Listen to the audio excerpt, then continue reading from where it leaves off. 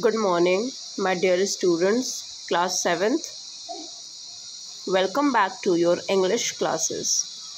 So, class 7th, in the last class, we had completed lesson number 1 in English literature, and in our further class, that is today, we are going to start our new lesson from the book English literature. Okay, so class 7, the name of the lesson number 2 is the computer and electronic brain. Okay, and it is on the page number 7. So everyone should open the book and come to page number 7. Okay, so children, in this chapter we are going to study about the computer. We often call the computer as an electronic brain. Children, we know that a computer is a device which is an electronic device, and it is used for various purposes like for fast calculations, for speedy informations. Okay, so we will understand more about the computers in this chapter, more about the types of computer and how it is useful for us in our day-to-day life. Okay, so what is written here is, क्या लिखा है बच्चों कि Shubham is a student of the 7th class. His favorite subject is computer science. He loves information technology. In his final examination, he was asked to write an essay on the computer and electronic brain. His essay is as under.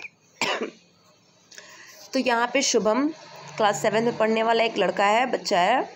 उसका favourite subject क्या है? Computer science है. ठीक है, उसको information technology में उसका बहुत ही इंटरेस्ट है, रुझान है. ठीक है, अपने फाइनल एग्जामिनेशन में उसको ऐसे लिखने के लिए बोला जाता है, एक ऐसे जिस पे किसको लिखना है ऐसे, the computer and electronic brain. और उस बच्चे ने ये ऐसे लिखता है वो बच्चा.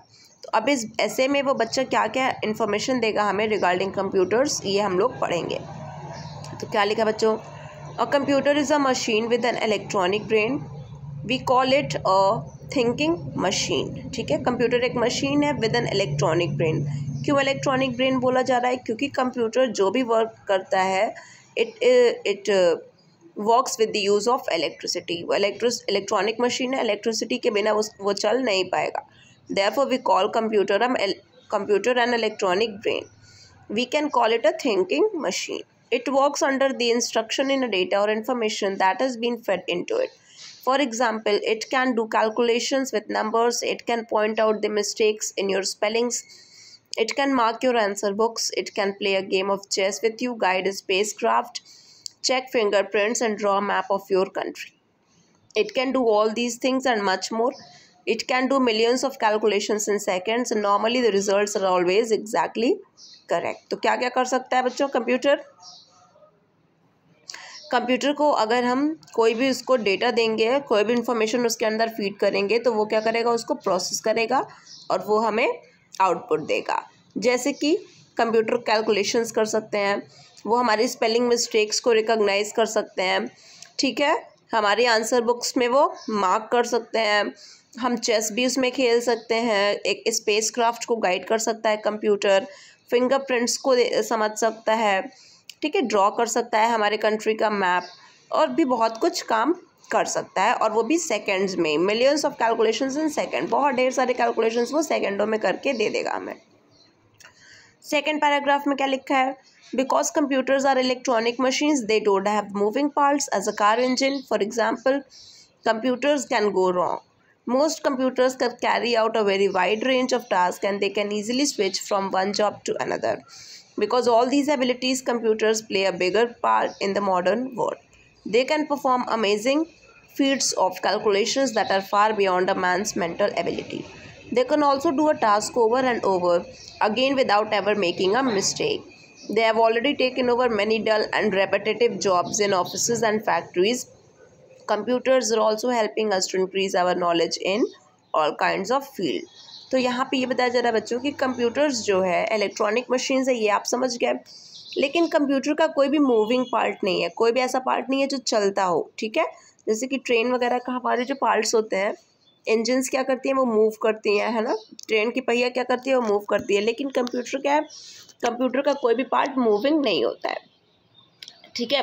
फिर भी उसके बावजूद भी मोस्ट कंप्यूटर्स जो हैं बहुत अलग अलग तरीके के काम कर सकते हैं, अलग अलग एरिया ऑफ द फील्ड के हिसाब से। देखो, computers play a bigger part in the modern world. कैसे? बिकॉज कंप्यूटर्स क्या कर सकते हैं, दे कैन परफॉर्म कैलकुलेशंस। वो ऐसे कैलकुलेशंस कर सकते हैं जो कि इंसान जिसके बारे में सोचने समझने में टाइम लगाएगा और कंप्यूटर उसको तुरंत करके दे देगा, ठीक है। कोई भी काम बिना मिस्टेक के कंप्यूटर करेगा, ह्यूमन बीइंग से मिस्टेक हो सकती हैं, ठीक है। बहुत सारे डल और रेपिटेटिव जॉब्स जो हैं ऑफिसेज और फैक्ट्रीज़ में, जहाँ पे पहले लोगों को लगाया जाता था काम करने के लिए, वहाँ पे कौन काम कर रहा है, कंप्यूटर्स, ठीक है। और कंप्यूटर्स हमारे नॉलेज को इंक्रीज़ करने में भी इन ऑल द फील्ड्स वो हमारी मदद करते हैं। हमें कुछ भी क्वेश्चन का आंसर चाहिए होता है, हम उस पर टाइप कर देते हैं, वो हमें मिल जाता है। चलो, when steam engines and factory machines were first invented, they gave people much greater physical power to do things. They made possible the industrial revolution, as a result of which people's life were greatly changed. ठीक है, तो steam engines जिससे हमारा train चलता था, factory machines, इन सब का जब फर्स्ट टाइम पे इन सबों का इन्वेंशन हुआ तो इन्होंने हमें ग्रेटर फिजिकल पावर दिया, ठीक है। जिस काम को करने के लिए पहले बहुत सारे लोगों की ज़रूरत होती थी, अब हम उसको मशीन्स के द्वारा कर सकते हैं, ठीक है। तो इंडस्ट्रियल रिवोल्यूशन के बाद लोगों की ज़िंदगी बहुत तरीके से चेंज हो गई। Development of computers in the late 20th century has given us greater mental power. Computers can do a lot of extra thinking and remembering for us, just as engines push and pull for us. Computers have already changed our way of life and work. This change is often given the name of computer revolution. Like the Industrial Revolution in the 1700s and 1800s, this too has changed many lives in the late 1900s and 2000s. This change is so fast that a device developed during 1 year begins to look obsolete the next year. तो देखिए बच्चों, जैसे कि हम लोगों ने पढ़ा कि जिस तरीके से इंडस्ट्रियल रिवॉल्यूशन हुआ था 1700 और 1800 एरा के बीच में, उस तरीके से 1900 से लेकर के 2000 के बीच में कंप्यूटर रिवॉल्यूशन हुआ, जब लोगों ने कंप्यूटर का इस्तेमाल करना बहुत ज़्यादा शुरू कर दिया। ये अभी इतना ज़्यादा टेक्नोलॉजी हमारी डेवलप कर गई है कि इस साल जो टेक्नोलॉजी आती है वो नेक्स्ट ईयर हमें ऐसा लगता है कि वो पुरानी हो गई है। चलिए, there are 4 kinds of computers. कौन कौन से? सुपर कंप्यूटर्स, जो कि सबसे बड़े होते हैं, फिर हो गया मेन फ्रेम्स, फिर हो गया मिनी कंप्यूटर, और फिर कौन हो गया? माइक्रो कंप्यूटर, जो कि स्मॉलेस्ट होता है। तो सुपर कंप्यूटर्स क्या होता है? Super computers are the biggest and the most powerful computers. ये सबसे बड़े और सबसे पावरफुल होते हैं। इनसाइड सुपर कंप्यूटर छोटे छोटे स्मॉलर कंप्यूटर्स होते हैं, जो कि अलग अलग काम को एक ही समय पे करते हैं। A supercomputer can do more than 100 million calculations every second. तो कैन यू इमेजिन, क्या आप सोच सकते हो बच्चे, 100 मिलियन कैलकुलेशन से ज़्यादा काम एक सेकंड में एक सुपर कंप्यूटर कर सकता है। ओके, चलो, now come to next page. तो देखिए यहाँ पे आपको सुपर कंप्यूटर का यहाँ पे फिगर देखने को मिलेगा, ठीक है। ये हो गया मेन फ्रेम कंप्यूटर्स और ये हो गया micro computer. Okay, so let's move further. Super computers are used for task that need to be done quickly and for solving very difficult problems that need huge amount of calculation. तो super computers का इस्तेमाल बच्चों हम लोग कब करते हैं? जब हमें बहुत ही ज़्यादा बड़े बड़े कैलकुलेशंस करने की ज़रूरत होती है। जैसे कि they are used to make weather forecast, ठीक है। हम लोग अपने समय के अनुसार हम लोग मौसम का पता लगाने के लिए इसका इस्तेमाल करते हैं, which has to be done quickly, otherwise there would be no use of the forecast. क्योंकि अगर हम लोग फोरकास्ट को जल्दी नहीं कर पाएंगे कि कहाँ पे अर्थक्वेक आने वाला है, कहाँ पे साइक्लोन आने वाला है, तो उसका क्या यूज़ रह जाएगा जब हमारा पृथ्वी जब लोग परेशान हो ही जाएंगे भूकंप से, तो फिर बाद में हम लोग ये पता लगा कि क्या कर लेंगे कि यहाँ पे भूकंप आने वाला था। तो उसको पहले पता लगाने के लिए हमें सुपर कंप्यूटर्स की ज़रूरत पड़ती है। Super computers are also use to predict how designs for machines such as spacecraft engines will work. Engineers can test designs on the computer rather than having to build several engines and then trying them to find out which is the best design. चलो अब ये हो गई super computers की बात. आ जाओ main frames पे. मेन फ्रेम्स और मिनी कंप्यूटर्स ये भी दोनों most powerful type of computers हैं. ठीक है. They are made up of several separate units connected together. तो ढेर सारे अलग अलग सेपरेट यूनिट्स को जोड़ करके इनको बनाया गया है. Main frames are used by big companies and government departments. Main frame का इस्तेमाल कहाँ पे है? बिग कंपनीज और गवर्नमेंट डिपार्टमेंट्स में. They carry out vast amount of computing work that is needed to run large business and to control manufacturing process in big industries. ठीक है. तो इसलिए मेन फ्रेम का यूज बिग इंडस्ट्रीज में होता है. Mini computers are not so powerful as main frames. तो mini computers भी पावरफुल हैं लेकिन मेन फ्रेम से कम है. इनका इस्तेमाल छोटे छोटे काम करने के लिए होता है बिजनेस में और गवर्नमेंट डिपार्टमेंट्स में. ठीक है. मिनी कंप्यूटर को एक या दो लोग यूज़ कर सकते हैं, वन एट अ टाइम. चलो अब आ जाओ माइक्रो कंप्यूटर्स. ये सबसे छोटे टाइप ऑफ कंप्यूटर्स होते हैं.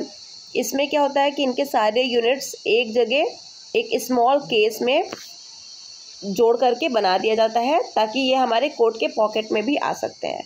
Though most are about the size of a typewriter. लेकिन ज़्यादा से ज़्यादा माइक्रो कंप्यूटर्स एक टाइपराइटर के साइज़ के होते हैं.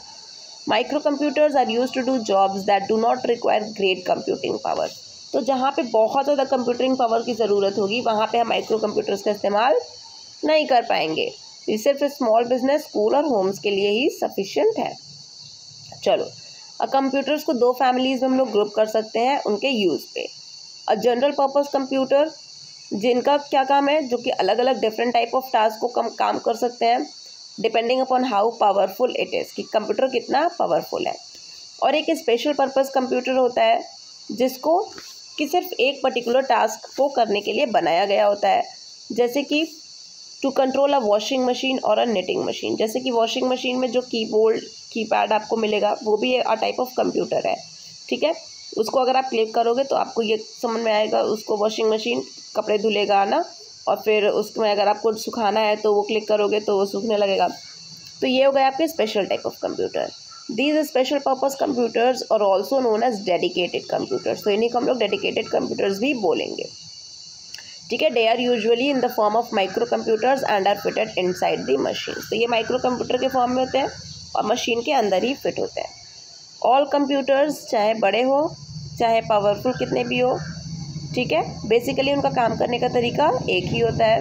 उनमें 4 पार्ट्स या यूनिट्स होते हैं.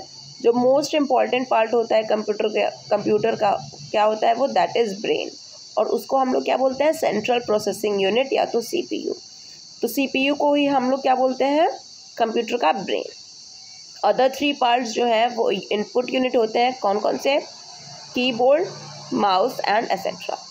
The memory unit. ठीक है. कीबोर्ड, माउस और द मेमोरी यूनिट. और जो आउटपुट यूनिट है जो कि एक मॉनिटर होता है या printer. The monitor is also called visual display unit.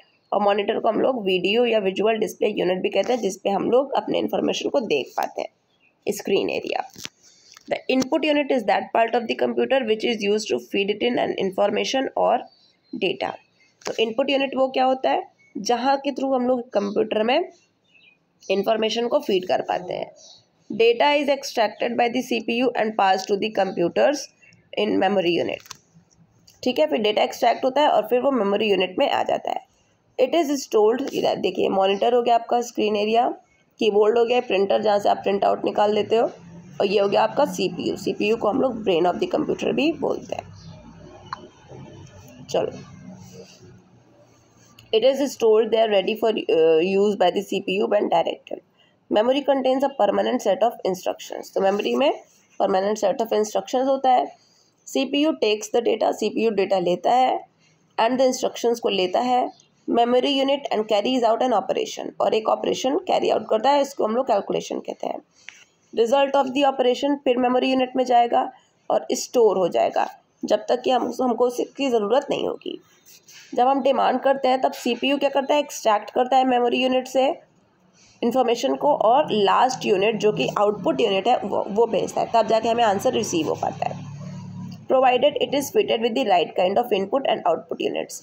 ठीक है, मतलब राइट काइंड ऑफ इनपुट और आउटपुट यूनिट होना चाहिए। अगर कुछ गड़बड़ हो गया तो कंप्यूटर अपना काम नहीं कर पाएगा। A computer can be program to carry out any task. As computers become more and more advanced, more uses for them are being found.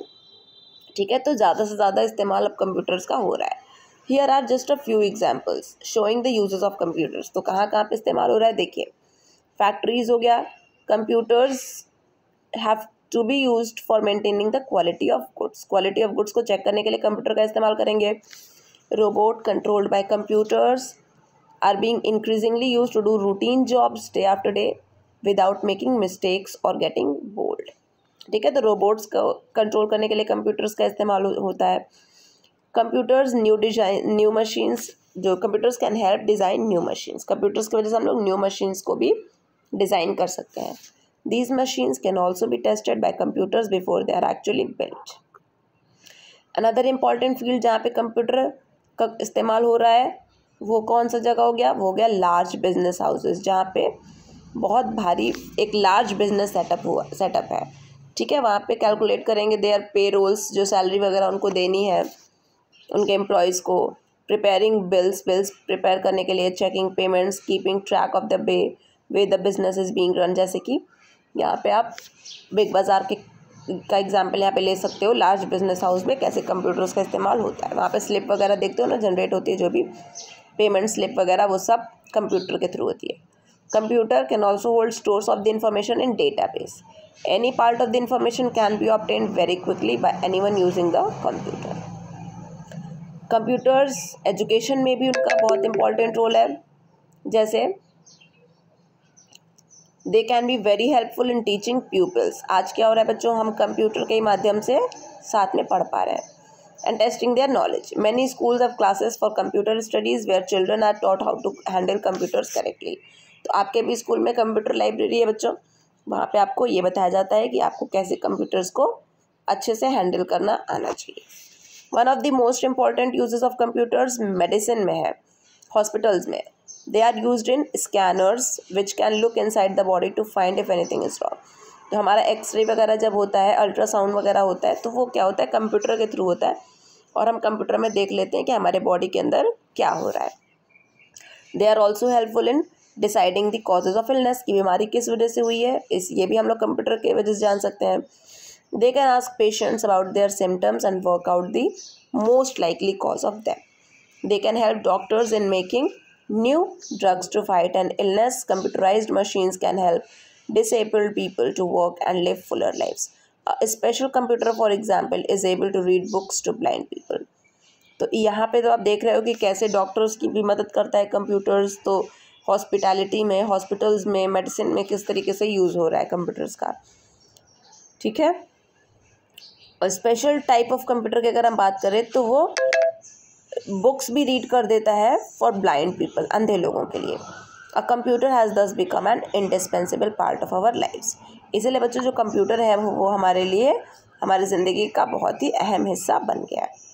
चलो, तो यहाँ से आपका बच्चों लेसन ख़त्म हो गया। वोकैबुलरी कर लीजिए। पहला हो गया आपका इंस्ट्रक्शन। इंस्ट्रक्शन मतलब message describing how a thing should be done, कि कोई भी काम को कैसे करना है उसको हम लोग इंस्ट्रक्शन बोलते हैं। स्पेस क्राफ्ट में a vehicle specially made to travel outer space. Space craft क्या होता है, वो व्हीकल जो आपको स्पेस में जाने के लिए बनाई जाती है, आउटर स्पेस में। फिंगरप्रिंट्स, जो हमारे स्किन ऑफ फिंगर्स के इम्प्रेशन होते हैं वो फिंगरप्रिंट्स होते हैं। फीट्स हमारी बिग अचीवमेंट्स। ठीक है, रेपिटेटिव जो कि बार बार हो रहा हो, repeating again and again. Revolution एक ड्रास्टिक चेंज, बहुत अचानक से चेंज हो जाना, बदलाव। ठीक है, फोरकास्ट किसी भी चीज़ को पहले ही से बता देना कि भविष्य में क्या होना है। समथिंग टोल्ड इन एडवांस, पहले ही बता देना कि भविष्य में ये चीज़ होने वाली। जैसे हम लोग वेदर फोरकास्ट करते हैं, तो वेदर फोरकास्ट में हम ये बता देते हैं कि कल का मौसम ऐसा रहेगा, कल बारिश होगी या धूप होगी, इस तरीके से। Manufacturing art of making something, किसी भी चीज़ को बनाने को हम लोग मैन्युफैक्चरिंग कहेंगे। ठीक है बच्चों, उसके बाद आपका ये एक्सरसाइजेस हम लोग करेंगे in the format of PDF. Okay class, if you have any problem you can comment on this video and ask me. Thank you.